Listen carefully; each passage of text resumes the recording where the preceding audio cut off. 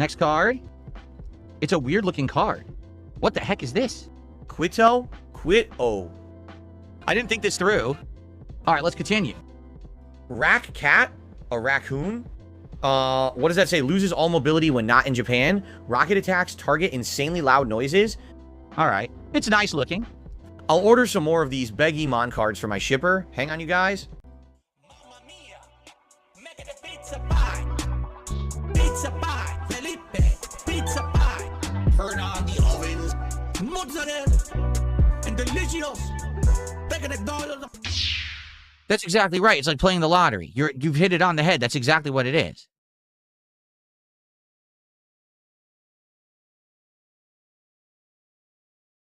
Will my cards pay for my Japan honeymoon? No. For the record, can I say something? Because this is so silly at this point. Because this is what the detractors do. The detractors take something I said many, many years ago, and they act like it's still relevant today. We have no desire to go to Japan. We've talked about it. We have ideas of things that we want to do when we actually do travel, which we will. For the record, we are going to travel, okay? It's just not right now. And when we travel, we're not going to Japan. We're actually staunchly against going to Japan. We don't want to do that anymore. We have other ideas of better things that we would like to do with our time, and it's not Japan. So the whole detractor meme of they want to go to Japan for the honeymoon, it's not true, and it never was. That was something I said many years ago, that Kat wanted to go to Japan at one point. Times change. I mean, you're talking something she said 6-7 years ago. Right. We're going to get to more tip shout-outs. Good Lord, the tips are coming in tonight. Sarah's interested. Do you have any dream vacation locations that you'd like to go to at some point? Japan. That's what I told them. Yeah. Okay. Anywhere particularly in Japan you'd like, anything you'd like to see or do if we went there? I mean, obviously the food, and just kind of experience the culture there, you know, in person, because you know you play the games. Right. You know, you get to experience it through the Yakuza games. Right. But it would be really cool actually going in person. Now that's interesting. Do you think that playing the Yakuza games maybe made you even more interested, that you want to see some of that stuff in person now? Yeah. You know, the food and everything? Yeah. Because I didn't know about any of that stuff. Any of the street culture stuff, you know, the vendors and everything, the stores. I didn't know any of that existed, and I played Yakuza. I was like, that'd be pretty cool to go over there and kind of experience that in person, right? Yeah. From Lady Charisma, a $5 tip. Thank you. Okay. Any dream trips? Oh, it's like I said, there's different various things we'd like to do. Maybe do a little bit of touring. Maybe one day we'll tour some of the U.S. that we want to see. Maybe one day we'll go to Europe. Maybe one day we'll go to Japan. I don't know. I'm honestly not sure what we'll do. Who knows what the future holds? So, you could stop with the dumb meme. No one cares. It's not truthful, and we're not going to Japan. Okay.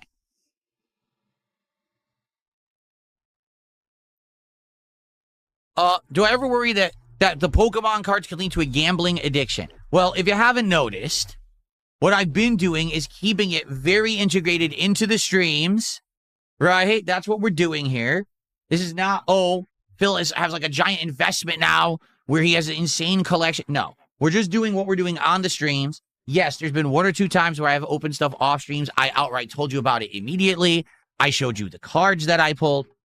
That's where we're limiting it, okay? And that's also why when people are like, hey, you're going to get magic cards, you're going to do this, you're going to do that. I'm like, no. I'm just trying to do something that integrates into my content.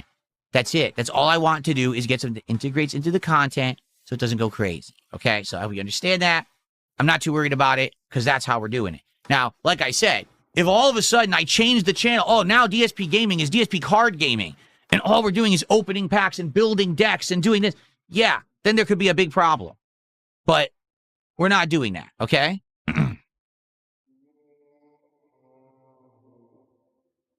Would I ever buy a rare card outright? Probably not. Like for example, let's say eventually we get to the point where we're actually trying to build a set. Like right now, I have opened 2 boxes of Chaos Rising.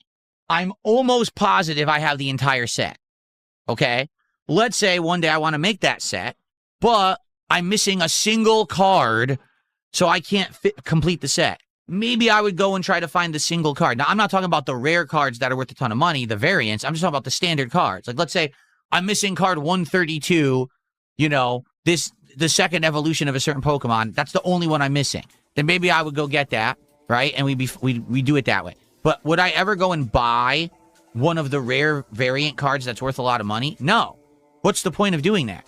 For me, it's the thrill of the chase. It's the thrill of, hey, we're unpacking and look at the hit we got. That's amazing. You know, that's the fun of it. Why is it fun to just go buy it like that? You know what I mean? Like, I'm doing it to have fun and have these cool interactive times with all of you on the stream. If I'm just buying it, then you don't have that. You know what I'm saying? I don't feel like you get it that way.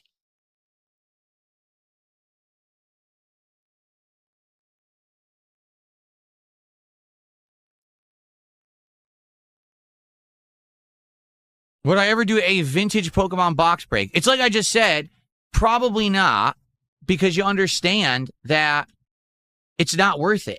Like any of these vintage card boxes are way too expensive. Some of them I saw are over thousands of dollars. Why are you going to spend thousands of dollars on a vintage card box that there's no way you would ever make any money on it unless you pull one insanely rare card that's isn't going to be in that box, right? So no, I don't think we'll be doing vintage.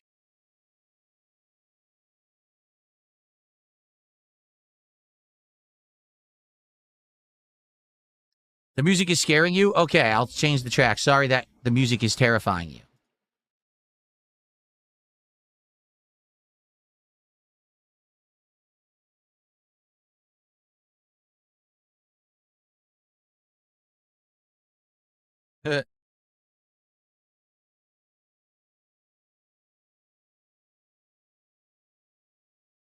Exactly. Eliza Pancake says some people collect, they actually like the product. They're not just pulling and trying to make money on it. You're right. And I have found it fun to not only, open the packs with you guys, but then after the fact, go and sort a binder, right? Like here's the Phantasmal Flames binder. And after we did all of the pulling and everything, I went in and I sorted it out in order. Okay, and I'm pretty sure we're close to having the whole deck. I think there's one or two cards here or there that I didn't get in this set. But for the most part, we have almost every card in there. And it was very fun to go through and say, okay, let's do them in order.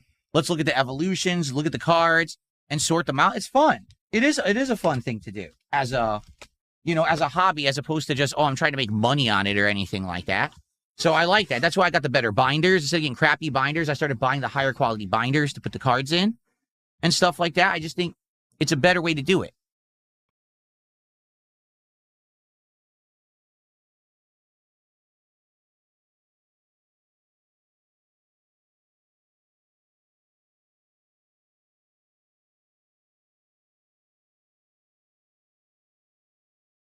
Okay.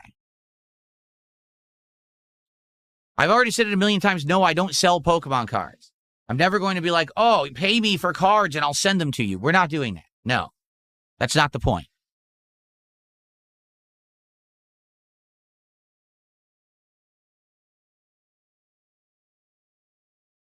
No, I'm not a Poketuber.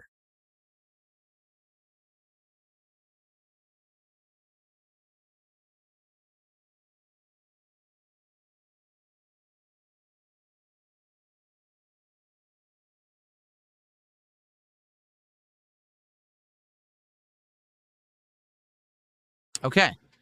Anything else you guys want to talk about? Now would be the time. If not, then we're probably going to start with Resident Evil today. Thank you, Dark Lady Goth. Dark Lady Goth complimented me on my shirt. She likes the Pac-Man.